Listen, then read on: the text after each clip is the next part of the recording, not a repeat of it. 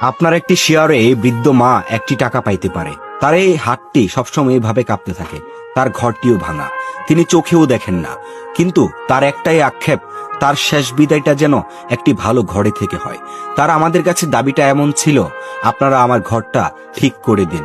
এই ঘরে আমি ঘুমাইতে পারি না, অনবরত বৃষ্টি পড়ে, প্রচুর ঠান্ডা লাগে, দয়া করে আমার ঘরটা ঠিক করে দিন। আমার বাপ নাই ভাই নাই, আমরা অসহায় ভাই, ঘরের মাঝে ডাক্তার না বৃষ্টির লাগিয়া আপনারা ঘরটা ঢোকে দিবেন। এটা রুলা একটা হাত নাই যায় না। আচ্ছা, আপনাদের নরসিংদী কোথায় আপনাদের বাসা? কোন ইউনিয়নের? চরারালিয়া কোথায়? সরার ভাই গান্ধী মোড়ের বাড়ি।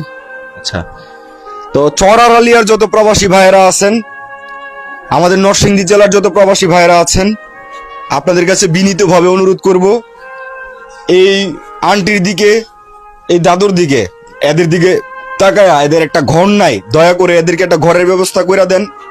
যে যা পারেন, বা একজনের 1000 টাকা দিতে হবে না, একজন 10 টাকা করে দেন, না পারলে ভিডিওটা শেয়ার করে দেন, আমরা যেন এদের জন্য কিছু করতে পারি। বিশেষ করে ওনার চোখের চিকিৎসা করাটা, উনি বৃদ্ধ হয়ে গেছে, একটু সামনে থেকে দেখেন, উনি বৃদ্ধ হয়ে গেছে, দেখেন হাত পা কেমনে কাঁপতেছে ভাই। মানুষের এই যে অবস্থা দেখেন, মানুষের যখন বয়সের ভার নেমে আসে তখন কিন্তু আর কোনো কিছু থাকে না। এটা ধরেন, এটা ধরেন, ওইটা পরে ধরেন। আপনারা যদি দেখেন